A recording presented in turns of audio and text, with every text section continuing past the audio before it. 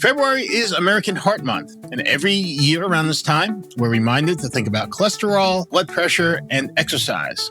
All very important. But today, I want to focus on something most people don't think about when it comes to heart health: energy. Because your heart beats about 100,000 times every single day, and often more if you're very active. Your heart is constantly pumping blood to every part of your body, from head to toe. It's estimated that the heart may pump up to 10 tons of blood every single day, and that's an extraordinary number when you stop and think about it. And your heart never rests. Your heart only has about 10 seconds of stored ATP at any moment. That means it must constantly generate energy through mitochondrial activity.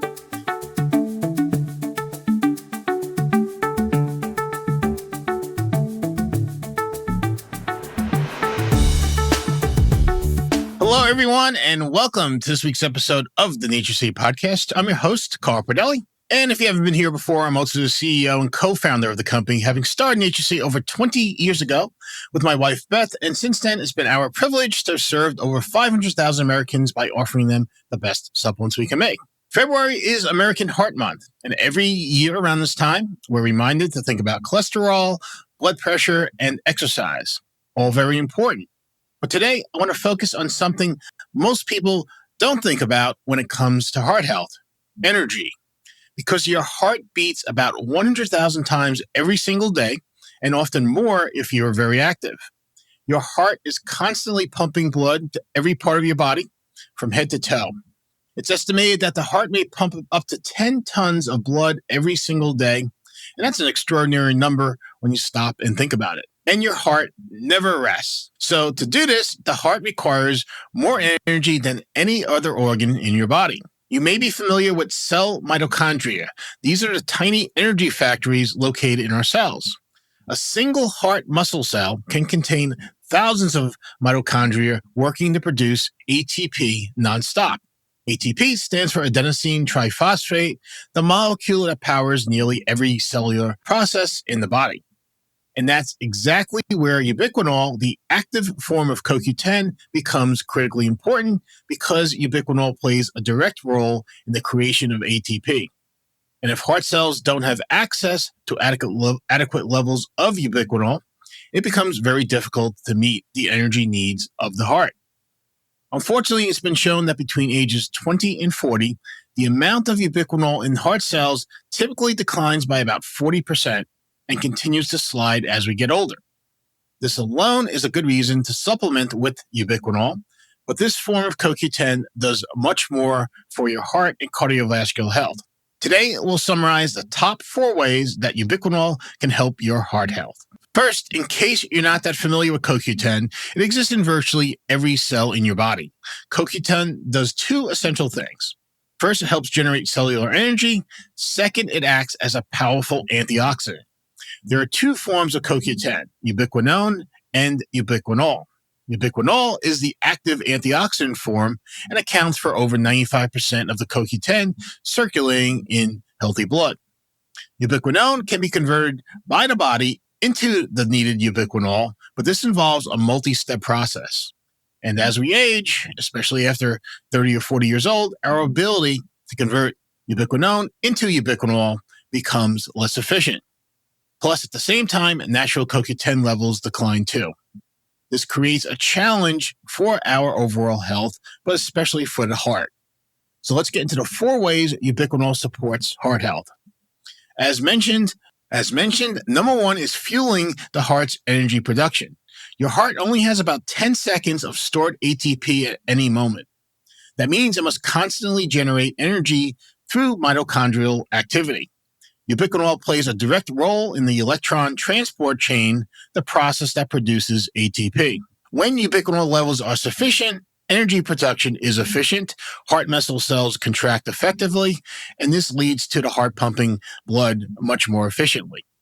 One measure that heart health professionals use to determine how well heart muscle is functioning is the ejection fraction, which is the percentage of blood pushed out of the heart with each beat. In general, a higher ejection fraction rate indicates better function than a lower rate. Research has shown that supplementing with ubiquinol can help support and maintain healthy ejection fraction levels.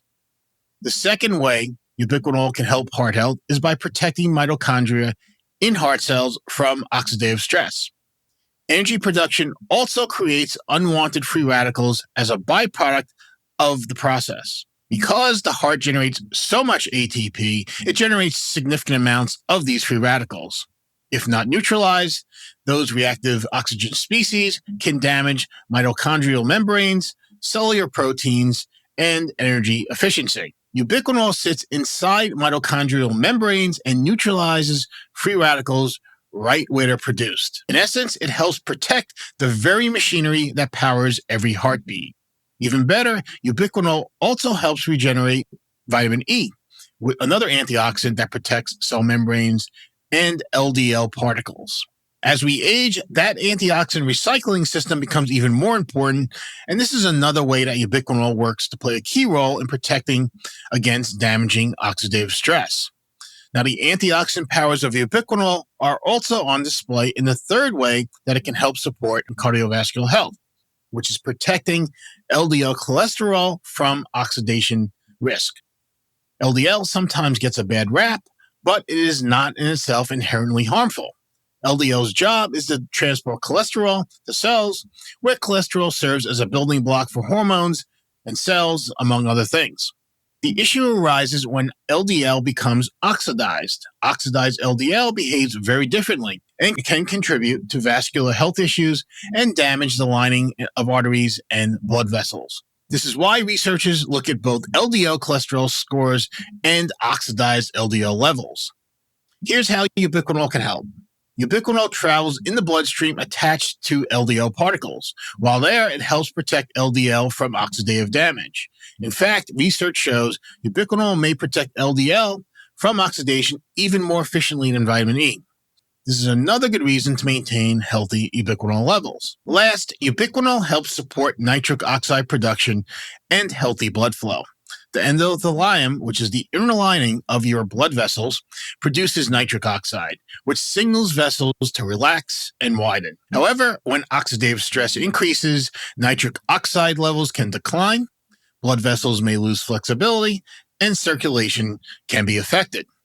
Ubiquinol supports nitric oxide production by reducing oxidative stress and supporting the enzyme responsible for nitric oxide synthesis, which just means nitric oxide production. Healthy nitric oxide levels help maintain vascular flexibility, proper dilation, and smooth blood flow. Clinically, this is often assessed through flow-mediated dilation, a measure of vascular responsiveness. This is another area where ubiquinol has been subject to research, and published studies show ubiquinol supplementation has been shown to support healthy flow-mediated dilation, another good reason to maintain healthy ubiquinol levels. Those are the four main ways that ubiquinol works to bolster heart and cardiovascular health. And since natural CoQ10 levels peak around age 20, it makes sense for most adults to fortify what our bodies make with a quality ubiquinol supplement. And the form of CoQ10 you take really matters. We recommend choosing ubiquinol over ubiquinone, especially after age 30, when your body's conversion of ubiquinone to ubiquinol becomes reliable. Ubiquinol requires no conversion, is already in the active form, and is more bioavailable than ubiquinone. It's simply more ready for the job. When it comes to ubiquinol, sourcing matters, and we recommend choosing Konica ubiquinol, the ingredient used in the majority of published human studies. Konica ubiquinol is produced through natural fermentation, is bioidentical to what your body produces, and is backed by more than 85 human research studies. It's also manufactured under strict quality standards, making it the premium ingredient in ubiquinol. But formulation goes beyond just the raw ingredient. In True CoQ10, we provide 100 milligrams of Konica ubiquinol per soft gel, but we also incorporate an advanced delivery system designed to do two critical things. First, increase absorption and bioavailability in the blood. Second, stabilize ubiquinol in its active form. Ubiquinol is the reduced antioxidant form, but if it isn't properly protected, it can oxidize back to ubiquinone before you ever take it. Stability matters. And in a randomized double-blind study published in the Journal of Functional Foods, the formulation you get in True CoQ10 demonstrated a 4.3 times greater increase in blood plasma levels compared to a standard CoQ10 formulation at the same 100 milligram dose. That's significant. It means the delivery system doesn't just preserve ubiquinol, it helps more of it reach circulation. And when blood levels rise, the heart has greater access to the energy and antioxidant support it depends on. If you're an adult just starting, taking 200 milligrams daily can help build levels initially, and 100 milligrams daily is often sufficient for maintenance. As always, we recommend letting your physician know about the supplements you're taking, as individual needs vary. When you look at heart health through the lens of energy, oxidative balance, and blood flow, ubiquinol sits right at the intersection of all three.